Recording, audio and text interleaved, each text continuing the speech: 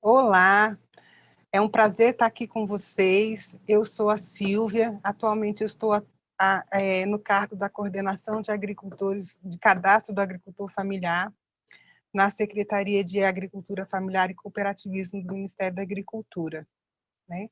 Recentemente, o Ministério da Agricultura absorveu as competências e atribuições do antigo MDA e da antiga Secretaria de Agricultura Familiar da Presidência da República, né? Eu já tenho alguns anos de atuação no Ministério da Agricultura, sempre como técnica e avaliando projetos de diversas áreas do agronegócio, né?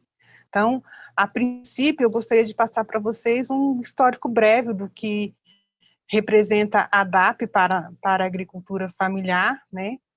Partindo do princípio, do ponto em que ela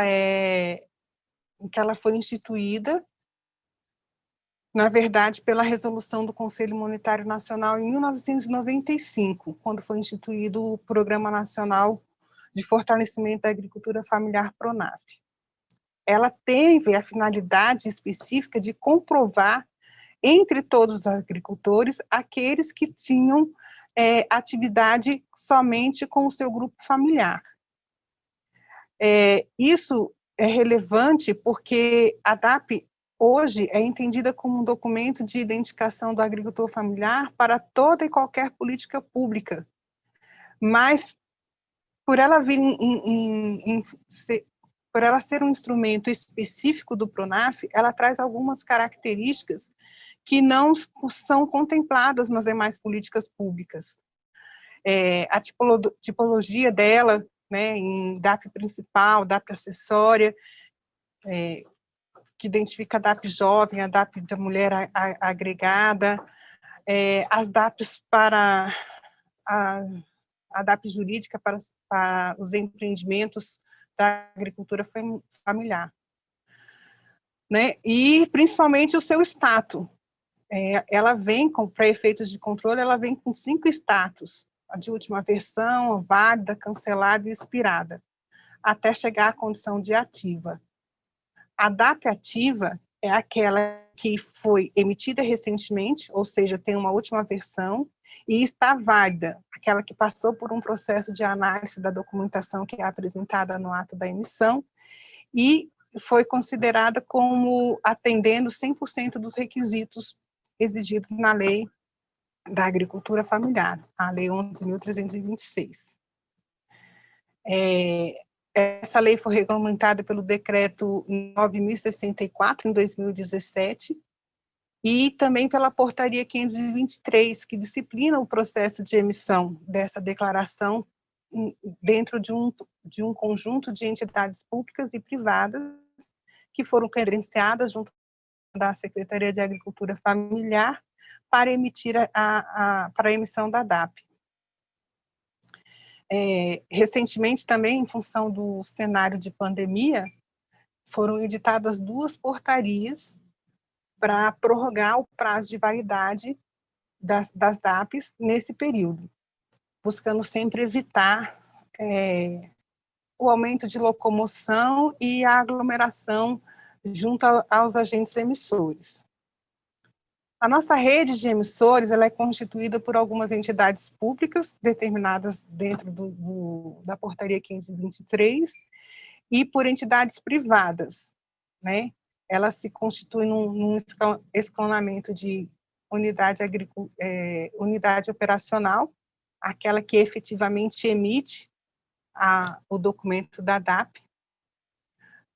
A entidade intermediária, que é responsável por fazer a interlocução com o agente emissor, o público beneficiário da Lei 11.326, e o órgão central, que é a Secretaria de Agricultura Familiar.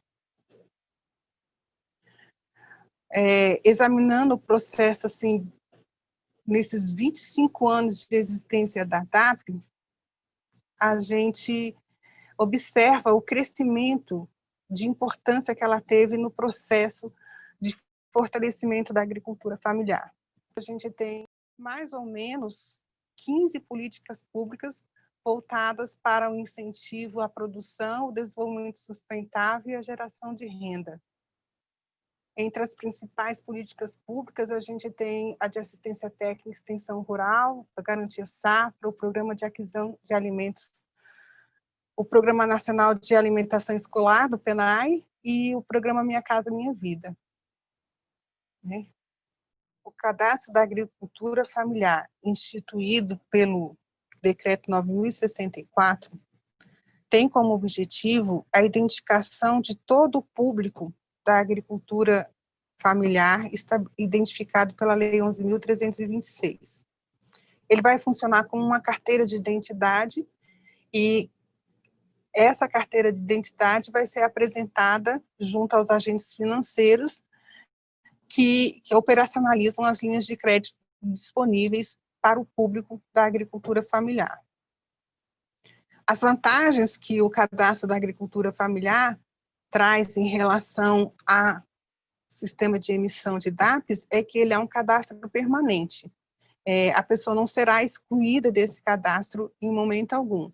O que vai ocorrer é que, uma vez que o agricultor seja cadastrado dentro desse sistema, ele poderá estar na condição de cadastro ativo ou cadastro inativo, né?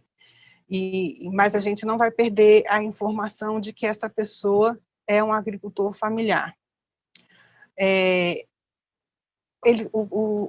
O cadastro também não traz nenhuma característica específica de uma ou de outra política pública, como é o caso da DAP, que traz os regramentos de enquadramento na linha do PRONAF, que é voltado especificamente para todas as questões do PRONAF. Ele é completamente neutro nesse sentido, justamente porque o objetivo dele é permitir que o agricultor familiar acesse diversas linhas de créditos dentro dos seus requisitos legais.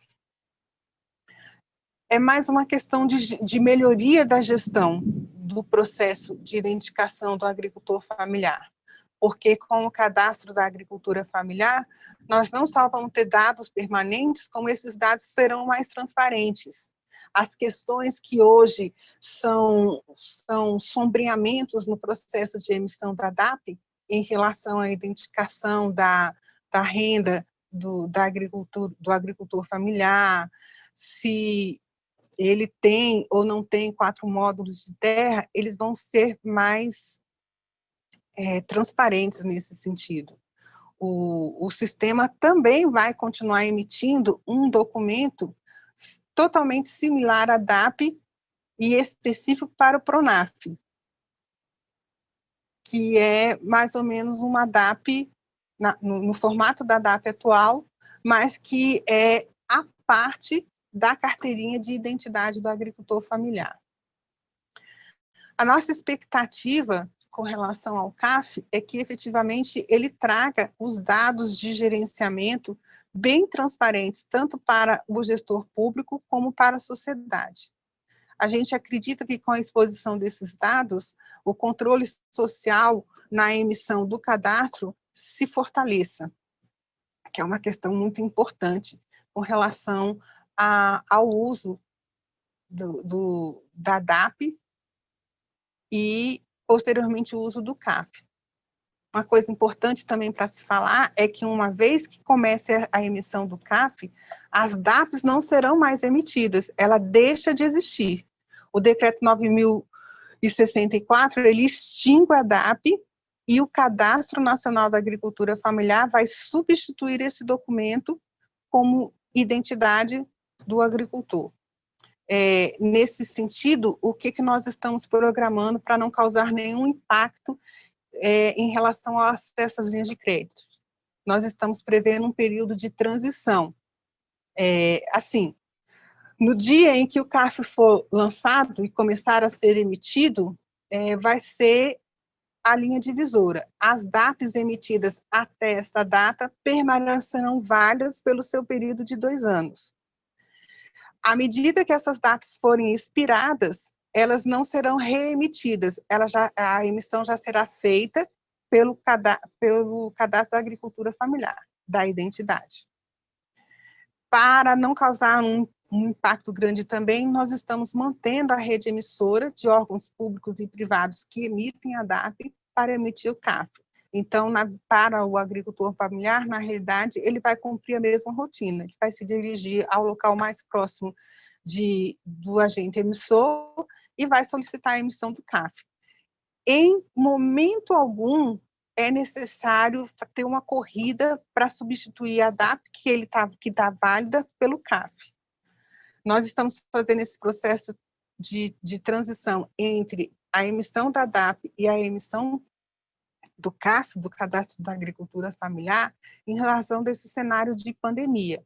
Nós tivemos a preocupação de estabelecer esse processo de transição para justamente que não ocorra nenhuma corrida junto aos agentes emissores, não haja aglomeração, não haja necessidade de locomoção, deslocamento contínuo. Isso é importante ressaltar. À medida que as DAPs forem expirando seu prazo de validade, na mesmo local em que a DAP é emitida, poderá ser solicitada a emissão do CAF.